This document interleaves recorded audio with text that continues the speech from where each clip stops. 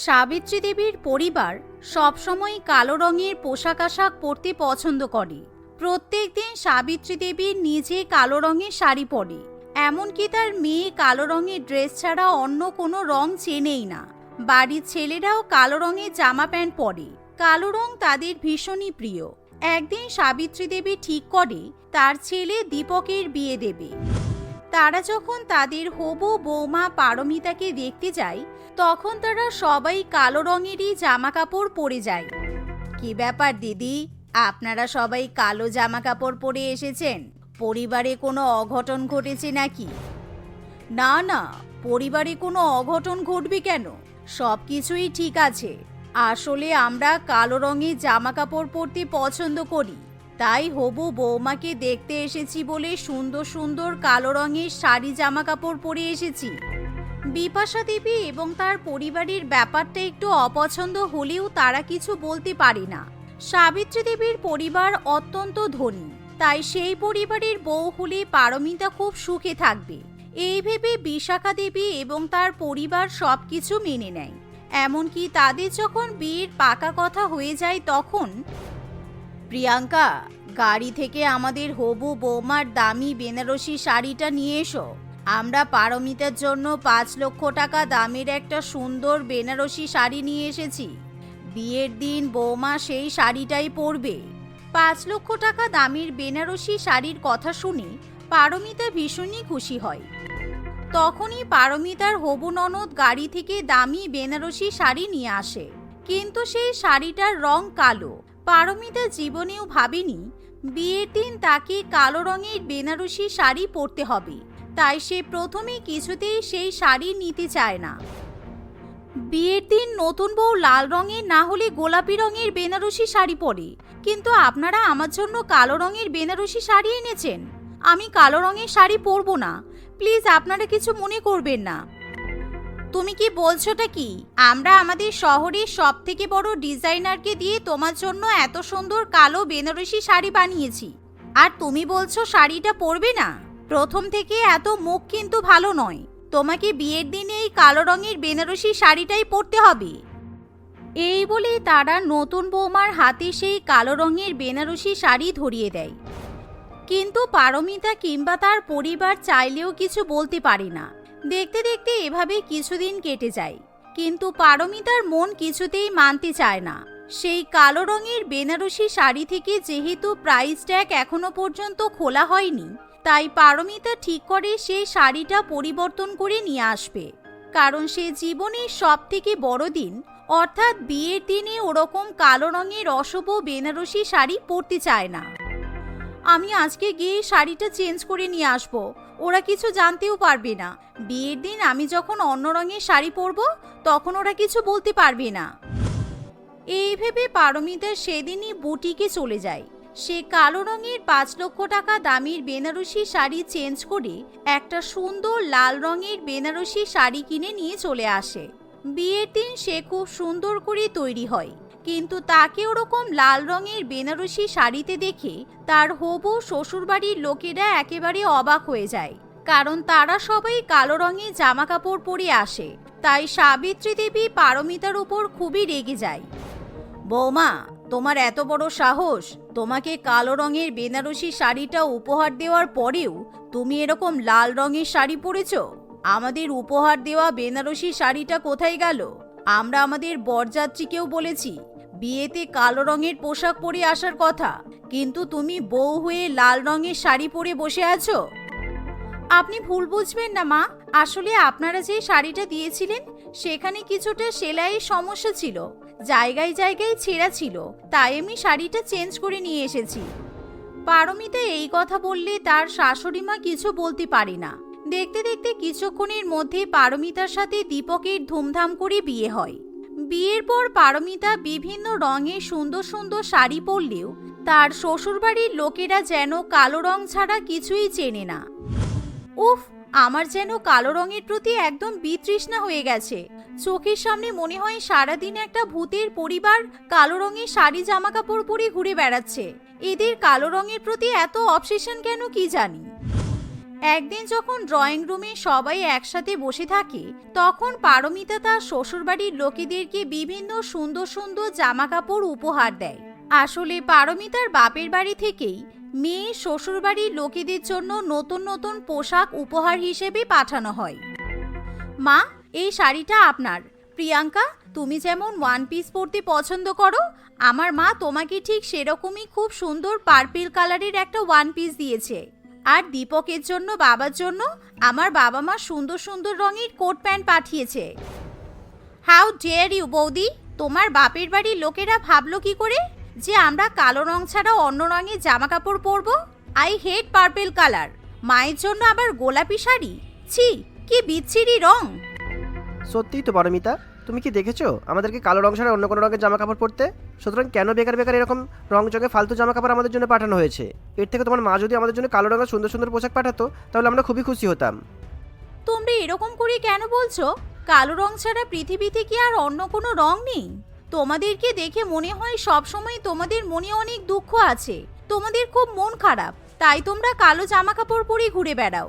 আমাদের বাড়িতে কেউ তো মারা যায়নি, কালো রং পরার তো কোনো মানে হয় না বলো? শুধুমাত্র কেউ মারা গেলে কিংবা প্রতিবাদ করলে বা মন খারাপ থাকলে ব্ল্যাক কাপড় পরে নাকি? উই লাভ ব্ল্যাক কালার, তাই আমরা সবসময় ব্ল্যাক কালারের জামা কাপড় জিনিসপত্র শপিং করি। তুমি আমাদের মতো ব্ল্যাক কালারের জামা কাপড় পরতে অভ্যস্ত হয়ে যাও, বুঝেছো? এই বলে পারমিতার শ্বশুরবাড়ির লোকেরা সব উপহার তাকে ফিরিয়ে দেয়, যার ফলে পারমিতার খুব খারাপ লাগে।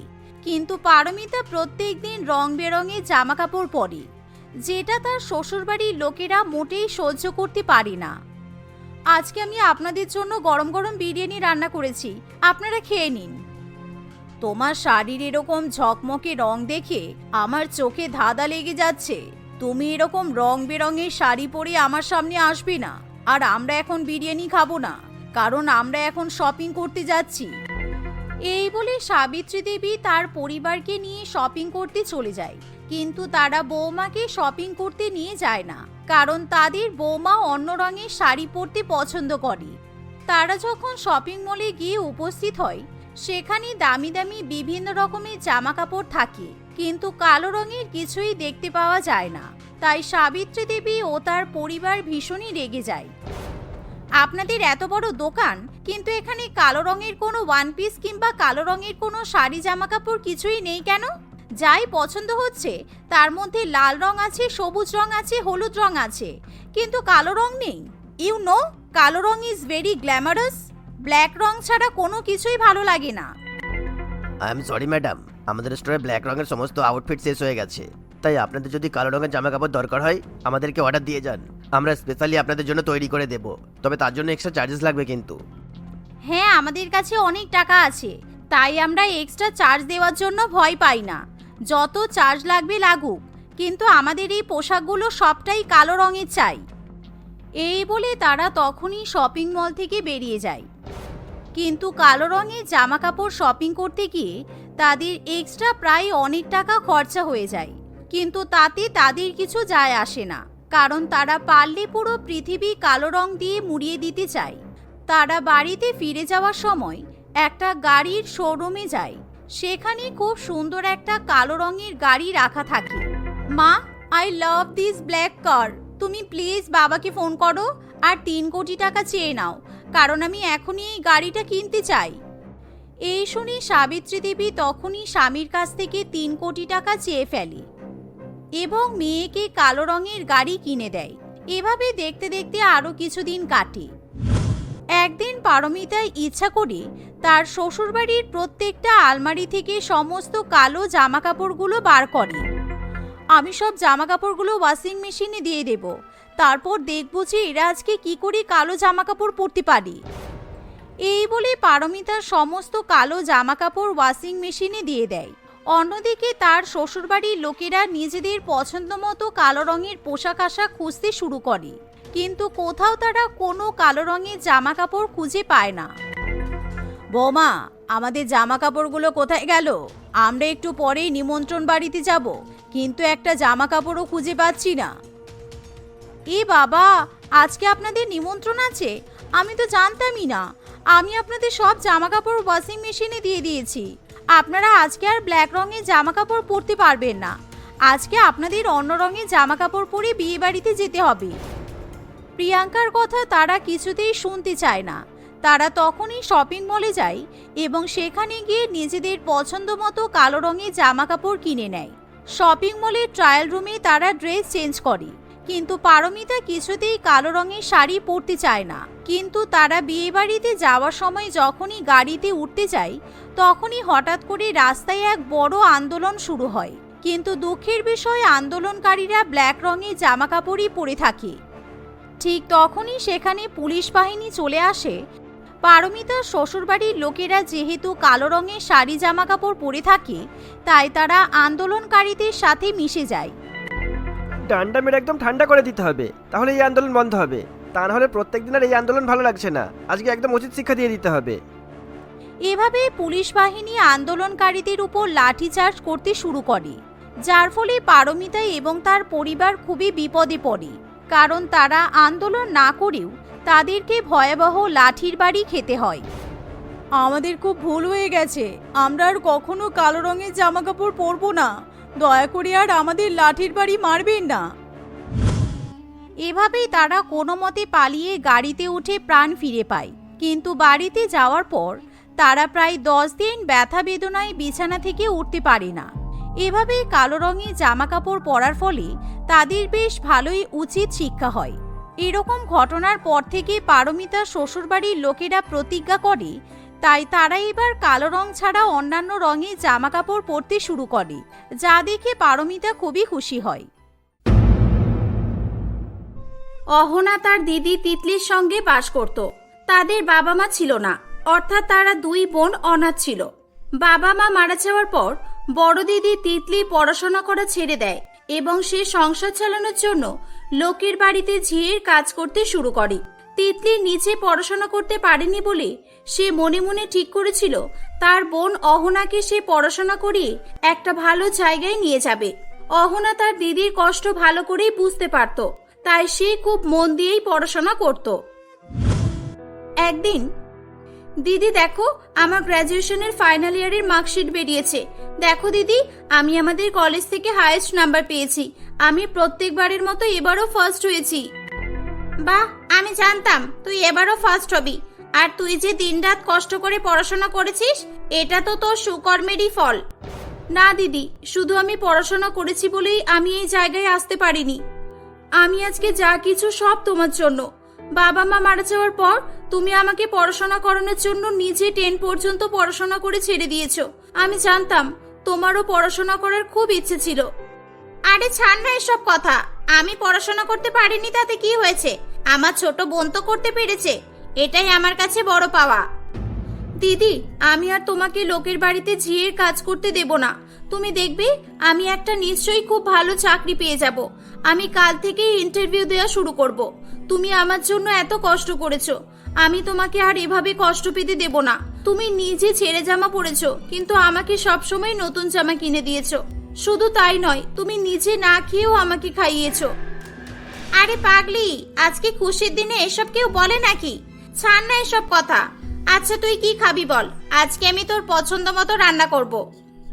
না দিদি, আজকে আমি বাড়িতে খাবার খাবো না। আমি এত ভালো রেজাল্ট করেছি, এই খুশিতে আজকে আমরা দুই বোন বাইরে কোনো খাবার খেতে যাব। বাইরে খাবার খেতে যাবি?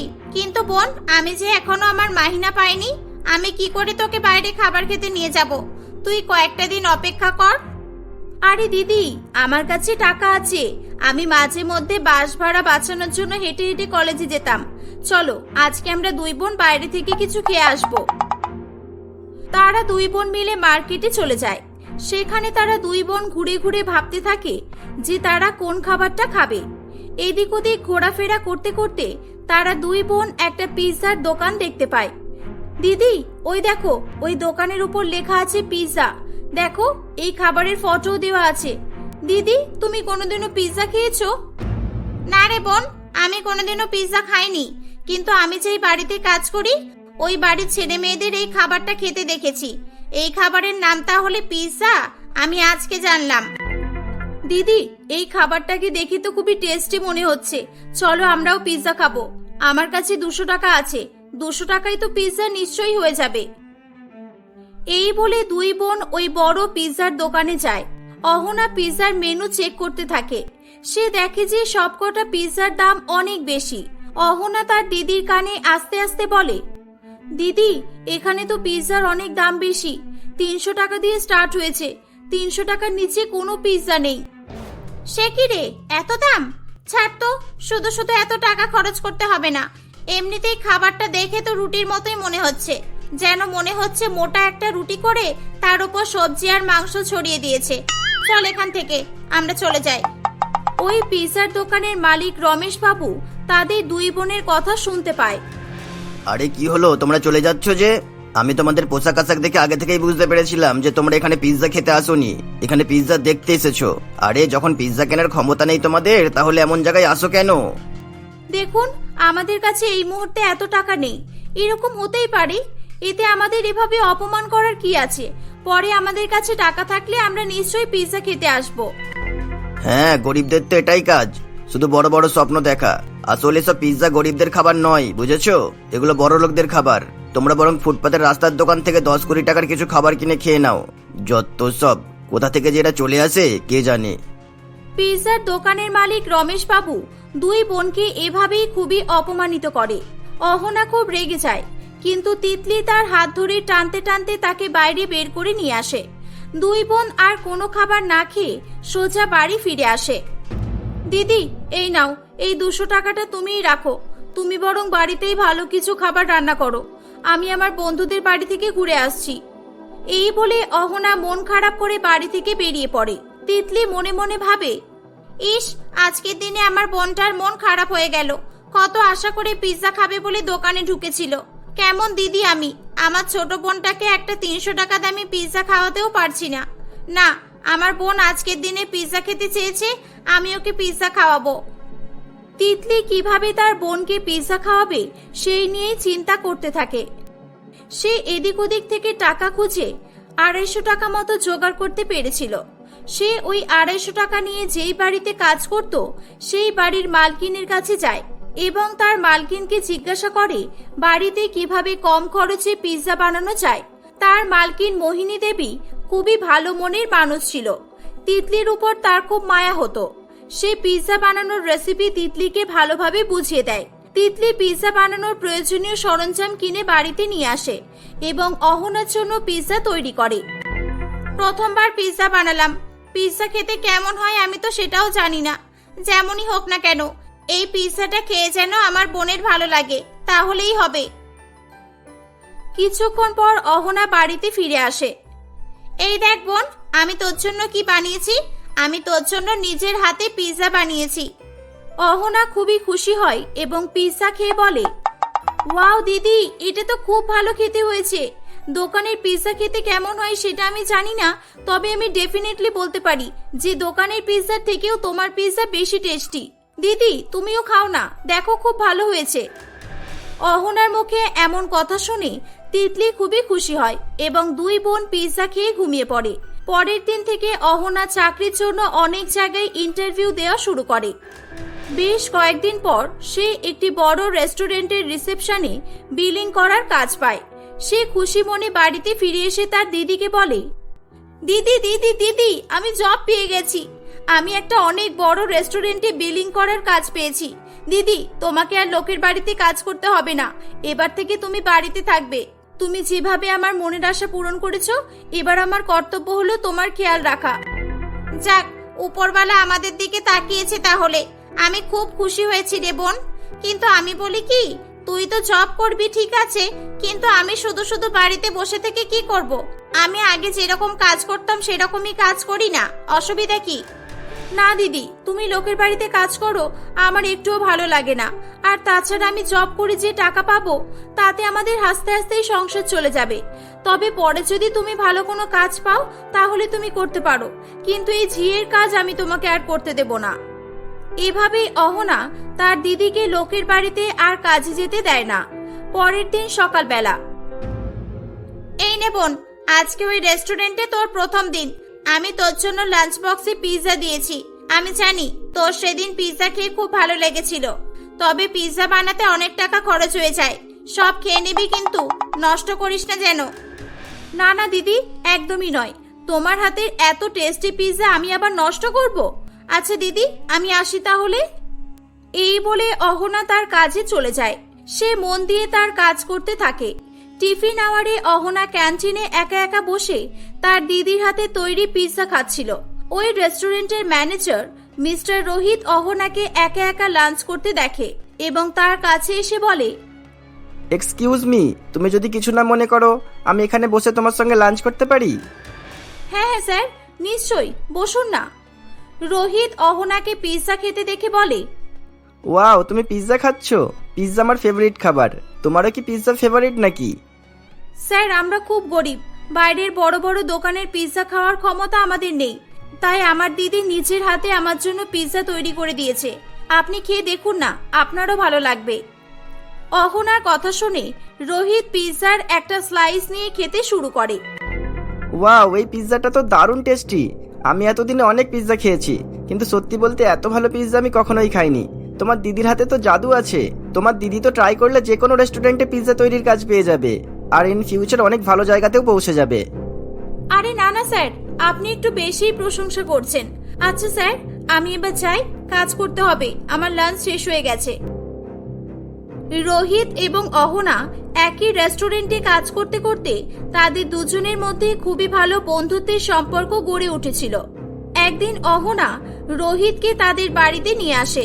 তিতলি অহনার সঙ্গে একটি ছেলেকে দেখতে পেয়ে খুবই ভয় পেয়ে যায়। অহনা, তোর সঙ্গে এই ছেলেটাকে, তুই আমাকে না জানিয়ে এই ছেলেটাকে বিয়ে করে নিয়েছিস? আরে না না দিদি, তুমি কি যে বলো না। স্যার, আপনি কিছু মনে করবেন না। দিদি, আমি তোমাকে বুঝিয়ে বলছি, আমি যে রেস্টুরেন্টে কাজ করি, ইনি হলেন ওই রেস্টুরেন্টের ম্যানেজার। রোহিত স্যার তোমাকে কিছু বলবে বলে এসেছে। দেখুন, আমরা কতদিনই বা লোকের আন্ডারে কাজ করব? আমাদের নিজেদেরও তো কিছু করা উচিত। আমি আপনার তৈরি পিৎজা বেশ কয়েকবার খেয়েছি। আপনি সত্যিই দারুণ পিৎজা বানাতে পারেন। তাই আমি ঠিক করেছি, আপনারা দুই বোন আর আমি যদি একসঙ্গে পার্টনারশিপে একটা পিৎজার দোকান খুলি, তাহলে ভালোই হবে না বলুন? সে কি, পিৎজার দোকান? কিন্তু তার জন্য তো অনেক পুঁজির প্রয়োজন হবে। আমার কাছে অত টাকা নেই, আপনি ক্ষমা করবেন। আরে আরে, আপনি ভয় পাচ্ছেন কেন? আপনার কাছে পুঁজি নেই তাতে কি? আপনার মধ্যে তো ট্যালেন্ট আছে। সমস্ত পুঁজি আমি দেব। পিৎজা তৈরির দায়িত্ব থাকবে আপনার উপর, আর দোকানের বিলিং করার দায়িত্ব থাকবে আপনার বোনের উপর। ঠিক আছে, আমি রাজি, কিন্তু দোকানটা আমি যেই জায়গায় বলবো ঠিক সেই জায়গাতেই করতে হবে। আসলে একজন বড় পিৎজা দোকানের মালিক আমাদের দুই বোনকে অপমান করেছিল। আমরা ঠিক ওদের দোকানের সামনেই পিৎজার দোকান খুলবো। আর হ্যাঁ, আমার আর একটা শর্ত আছে। হ্যাঁ হ্যাঁ, কি শর্ত বলুন না? আমি কিন্তু পিৎজার দোকানের নাম আমার পছন্দ অনুযায়ী রাখবো। পিৎজার দোকানের নাম হবে গরিবের পিৎজা। আর হ্যাঁ, পিৎজার দাম শুরু হবে মাত্র 100 টাকা থেকে, যাতে আমাদের মতো সাধারণ মানুষও পিৎজা খেতে পারে। তিতলির সব কথাই রোহিত মেনে নেয়। কিছুদিনের মধ্যেই রমেশ বাবুর বড় পিৎজার দোকানের সামনে একটি দোকান ভাড়া নিয়ে তারা তাদের নতুন পিৎজার দোকান খোলে। পিৎজার দাম অনেক কম হওয়ায় এবং পিৎজাগুলো দারুণ টেস্টি হওয়ায় তাদের দোকানের লোকজনের ভিড় প্রথম থেকেই শুরু হয়ে যায়। তাদের দোকানে জমজমাট ভিড় লেগেই থাকতো। কয়েক মাসের মধ্যেই তারা অনেক অনেক টাকা ইনকাম করে এবং সেই টাকা দিয়ে তারা একটা বড় পিৎজার দোকান তৈরি করে। অন্যদিকে রমেশবাবুর পিৎজার দোকান জনশূন্য হয়ে পড়ে।